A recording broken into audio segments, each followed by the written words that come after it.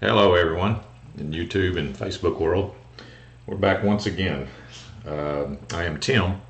We're going to go over some golf cart related questions here like we do every week, twice a week in fact. Tim, Tuesdays and Thursdays is when we show up to do this. Let's see, this is December the 6th and we may even talk with some live chatters today. We'll see if anybody's in the live chat that has a question that's watching or eventually starts watching. Feel free to ask a question. Feel free to make a comment. Let's see. The garage is now open, so let's get started with the questions.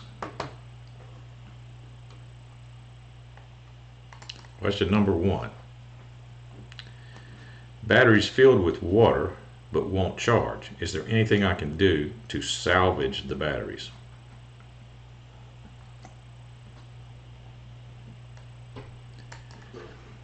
Well, there could be a number of reasons why they won't charge. It could be you got a loose connection in between your batteries somewhere that's not allowing the complete circuit.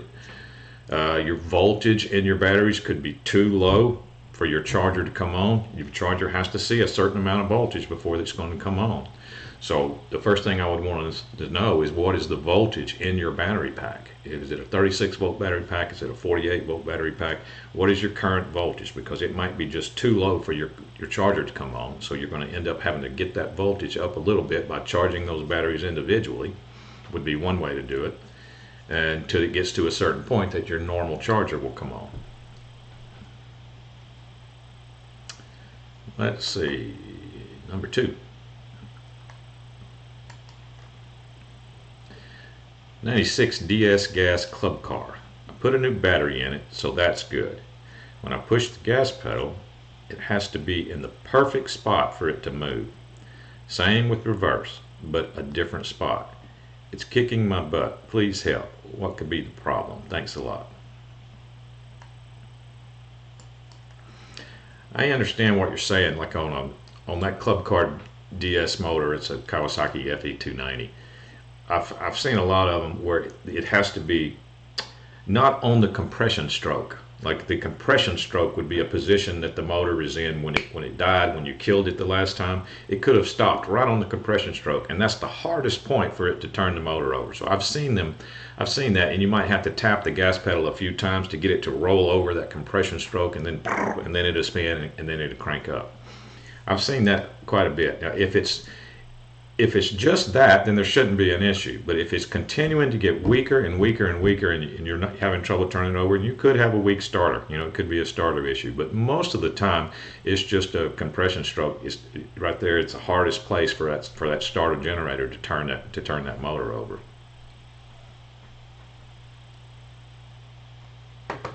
And I'm assuming that the belt is not slipping, like the starter belt, like. Raise the seat and touch the gas pedal and watch your starter, the pulley, and make sure that it's not spinning, inside the belt. That could be one of the issues too. Number 3. I have a 2004 Precedent electric cart. The accelerator quit working. Had to tow it back to the barn. Research suggested the problem might be the solenoid. I replaced it. It doesn't leave stranded anymore, but sometimes hesitates when I push the accelerator pedal. Sometimes it takes almost pumping the accelerator pedal several times before it works. I have even turned the cart off and back on before it would go. Any suggestions to try next?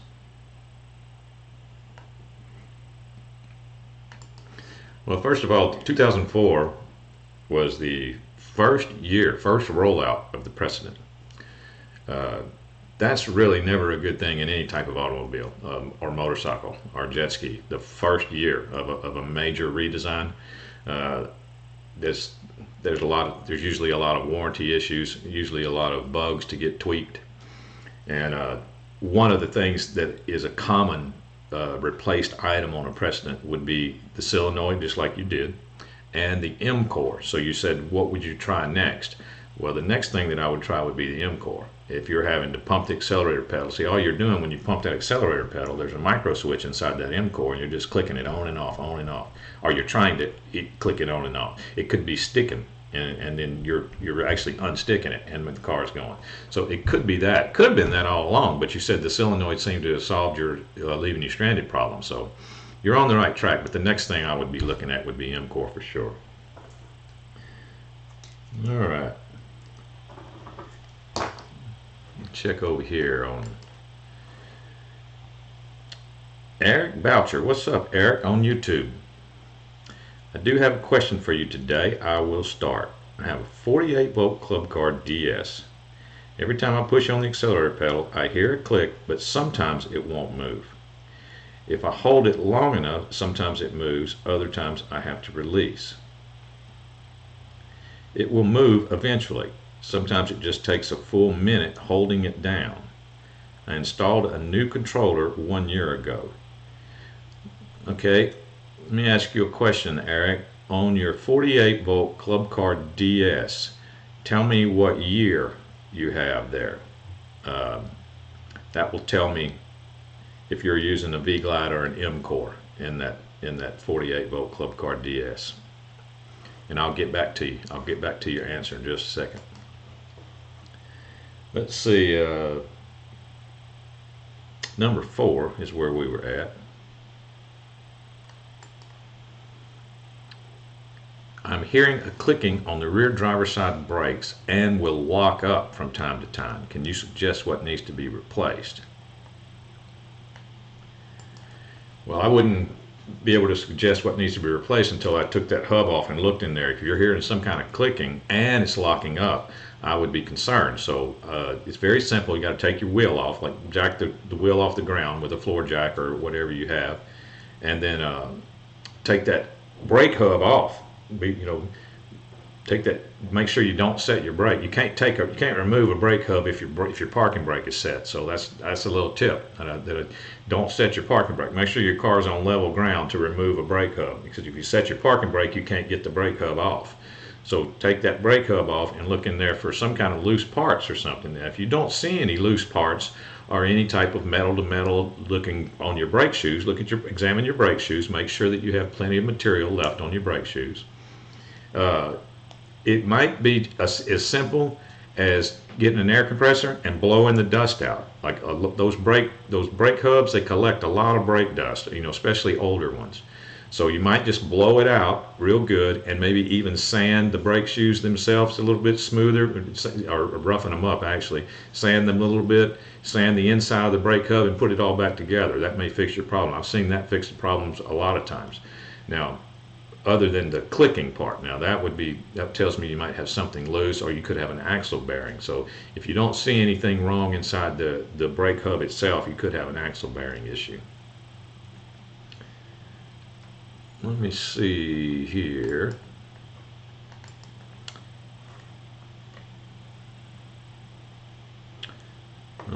Eric hadn't got back with my question yet. That was number 4. Number 5. I changed my 96 DS gas club car battery. Light was green. The charge only lasted a few feet. I bought a new battery. Then when I pushed the gas pedal, it had to be at a certain spot before it would move. After 2 days, battery is dead again. Please help with the frustration. Aha. This seems like a very similar question than it was earlier. All right. The way on a 96 gas club car, first of all, what you're going to want to do is you're going to verify, you need to verify that your battery is charging correctly. The simple, easy way to do that is first you have to know how to crank a 96 gas club car in neutral. I've talked about this before. It's on the back side of the forward and reverse switch under the seat. On the back side of forward and reverse switch, there's a little yellow cam right in the center, a plastic cam. You grab it with your fingers, you pull it out just a little bit, like a ½ inch, you turn it about 90 degrees, you let it go, and it snaps back in place in another position. That now your car will crank in neutral. All right, before you crank it in neutral, you put your voltmeter on your battery and see what your resting voltage is. Your golf cart just sitting there. With your voltmeter probe still on your battery, crank the car in neutral. and watch your voltage. It should rise. It should rise fairly quickly once the car cranks from up to about 14, somewhere between 14 and 15 volts would be fine. If it's not, your car is not charging your battery, and in fact, the fact that you said that it died so quickly, that makes me think that it's not only not charging your battery, but it is actually sucking power out of your battery. And the main culprit that causes that symptom is the voltage regulator. Sorry, there's a voltage regulator, little square thing. It's got about 3 or 4 wires coming out of it. It's right around where all your accelerator linkages end up in that little triangular box that's down there with a screw on top of it. Anyway, the voltage regulator is directly one of the main components that's responsible for charging your battery. So it's more times that than it is the starter generator. They separated the voltage regulator from the starter generator in that car. So that's most likely what your problem is. Let's see. Eric says 95. Okay, in 95, that means that you have a V-Glide. Okay, you do not have an M core, Eric. So on a V-Glide, there is a micro switch that you can see that you might need to test, or you might need to just replace it, because if it's giving you intermittent problems, then that could be it. That micro switch inside that V-Glide is part of your activation circuit for your solenoid. And if you've already replaced the controller, then it's somewhere in your activation circuit that's giving you intermittent problems. And it's most likely going to be that micro switch.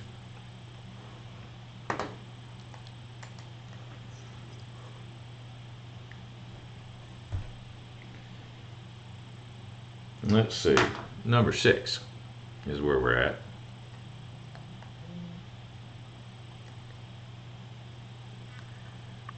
I've just been notified that Facebook has stopped, so we might not be on Facebook anymore. Let me see here. Yeah, that is true. It does look like Facebook has stopped. All right, well, we're still good on YouTube.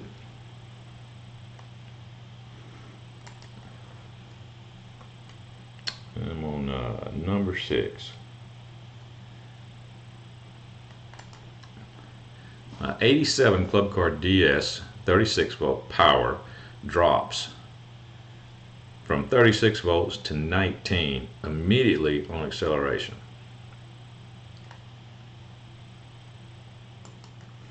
Well, that should be easy to find. If you've got that much of a drop, then that should be easy to find. Get your voltmeter on, and you're going to do it 6 times. You're going to put your voltmeter on each one of your batteries with alligator clips or whatever you need to in order to bring your voltmeter back up in the seat with you. All right. Get you some alligator clip leads on the end of it where you can connect them to one battery. All right. Then you go drive your car and make it do what you're describing. Make it do that drop and watch that voltage on that. See, what you're watching is that particular battery only. And then you're going to go to the next battery and you're going to see if it's dramatically different or if it's about the same, then you're going to go to the next battery and you're going to do that 6 times. And if ever one of your batteries is dropping out, then you got to get a new set of batteries because your batteries are worn out. But you might find one that's dropping out way worse than the other ones, and if you wanted to, you could just replace that one, and that would help your issue. It might not solve your issue because depending on how old your batteries are, but that could help your issue. Let's see here. That was number 6.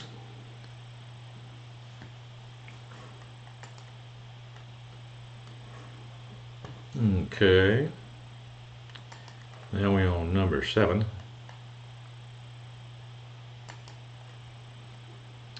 Changing a flat tire. We have a 2020 Onward club car. We got a nail in the tire and it's going flat. The owner's manual isn't very helpful. Any suggestions? Thank you. Well, it should say on the side of the tire. Most likely you don't really need the owner's manual for this. Just look on the side of the tire and make sure that it's a tubeless tire. It would say tubeless on the sidewall of the tire. It's also going to tell you the air pressure, maximum recommended air pressure, and everything associated with the tire. So as long as it's a tubeless tire, you can get that plugged with a simple flat tire plug, an automotive plug kit. You can get those at Walmart. You can plug it yourself. You could take it somewhere if you wanted to. You could take the tire and rim somewhere, and they could plug it at a tire, any type of tire shop. But yeah, you can plug it. That's not a problem. You can get a tire plug and it'll last for years. So you could, if you want to try it yourself, it's fine, because like I said, they have inexpensive plug kits at Walmart in the automotive section. Let me see what's going on over here.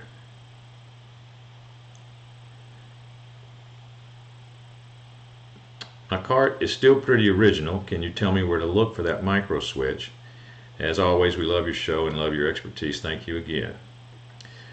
Well, since you have a 95, okay, I just thought of something.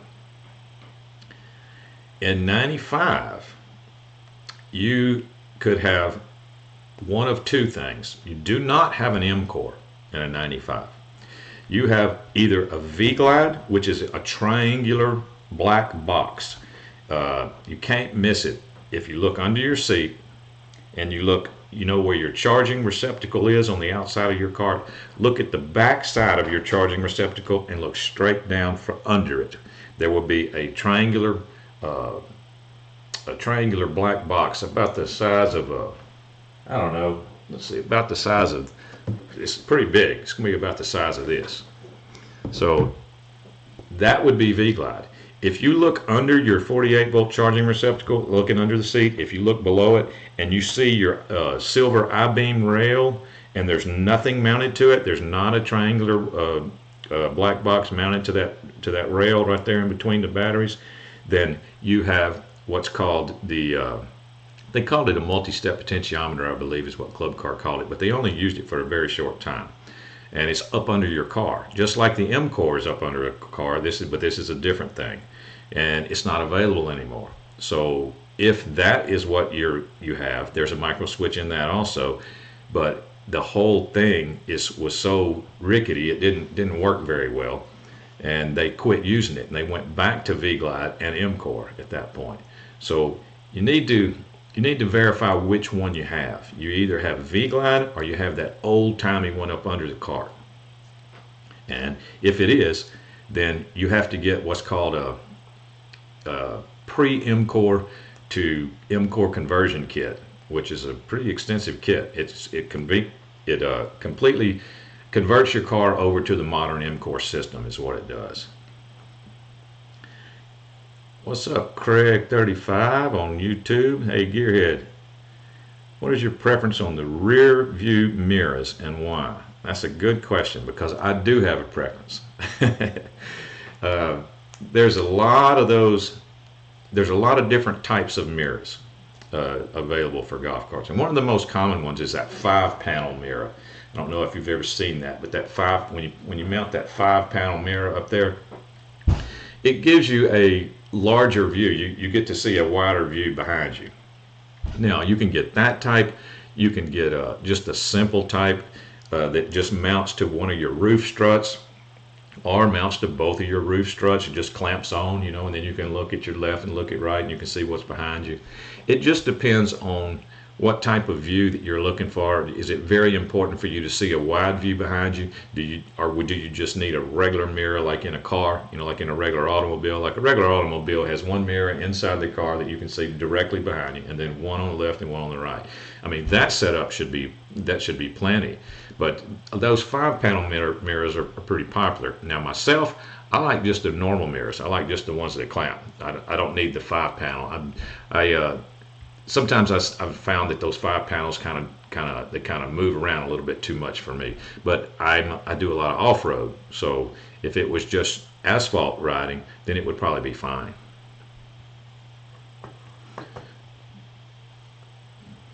Let's see. Number 8.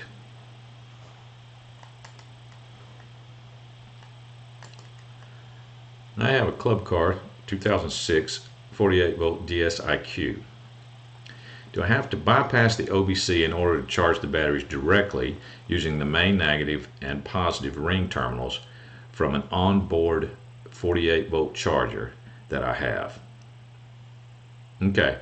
Well, let's take this one at a time. Now, that particular question, do I have to bypass the OBC in order to charge the batteries directly using the main negative and positive ring terminals from an onboard 48-volt charger that I have? The answer to that is no. You do not have to bypass the OBC in order to do that. I got the cart from a garage sale without a charger, and I have 4 new batteries installed, and everything works, but want to keep them charged. Or do I have to bypass the OBC and cut the 2 wires in order to charge it from the front plug? Now, that question, if you want to charge it from the front plug, then yes, you do have to bypass the OBC. If you want to charge it directly with the ring terminals, like you said, straight to the batteries, then you do not have to bypass the OBC. All right, that was number 8. Craig says, thanks, I do a lot of off-road too and was worried about the side mirrors getting snagged. Great vid as always, props. Thank you, Craig. Yeah, that's a good point. The side mirrors, you're going to lose them on a tree probably if you do the off-roading like I do. So you're definitely going to hang them on a tree or a limb or something. That's a good point. I didn't even think about that, but you're absolutely right. Let's see. Number 9. This is from Don. I have a 1997 Club Car DS 48. My charger doesn't seem to work correctly. The amp gauge never moves. If I leave it on overnight, it will slowly charge the batteries. I tried my charger on another cart and it worked fine. My batteries range from 8.2 to 8.4 fully charged. I believe that the OBC is the problem. I have it in storage now, but I'm afraid the OBC won't turn off my charger. Does it sound like my OBC is the problem? That was number 9. Definitely, Don. Definitely sounds like that your OBC could be the issue, because especially since you've already done the logical thing, you've used your charger on another cart and it works fine. Well, your batteries have plenty of voltage for it to work fine with the 8 point whatever the numbers were that you posted. That's plenty for it to work fine. So normal operation would be this: you would plug it into the front of your cart. There would be a slight delay if you're looking at your charger, slight delay, a couple of seconds, then it would boom, then the amp meter would jump up all the way to the right, like 20 amps or 15, whatever charger you're using, I don't know. And then it would slowly drop throughout the night until it got close to it. That would be normal operation. What you're describing is not normal, and the OBC is the brain of that charger. So that brain is telling that charger not to act like that. And when you plugged it into another cart, the brain in that cart was good, and it told your charger to do the right thing. So I would suspect your OBC from everything that you've said for sure. So you're on the right track there.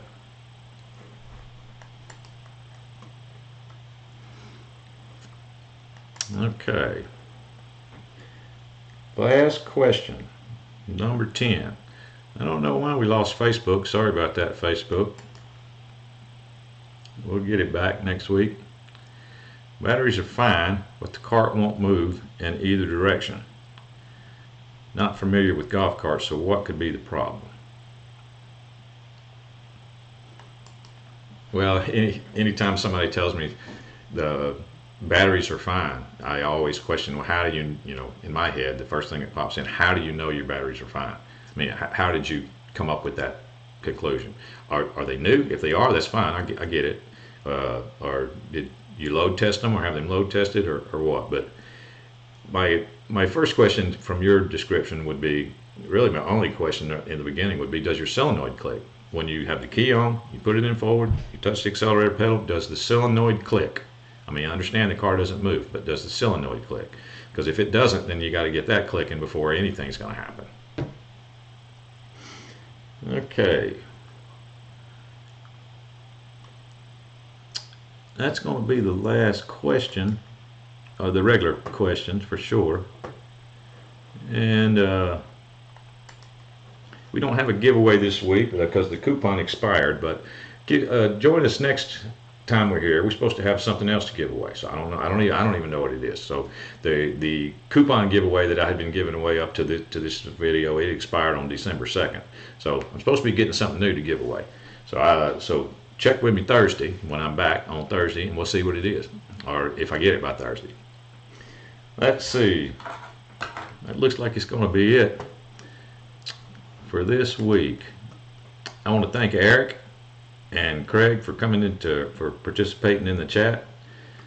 Anybody else watching our video, if you like this content, please like and subscribe, and then you'll get a reminder, you know, whenever I go live every week, so you don't have to remember it. I go live on Tuesdays and Thursdays, but if you like and subscribe, then you'll get a reminder. So there you go.